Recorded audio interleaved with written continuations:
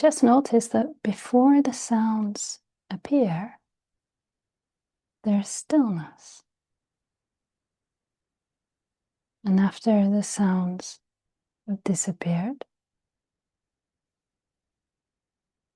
that same stillness is here.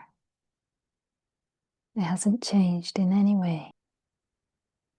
And the stillness is also here while the sounds are being experienced.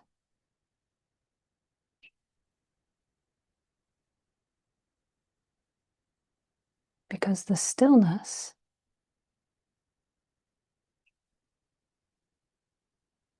is a deeper dimension than experiences, than forms.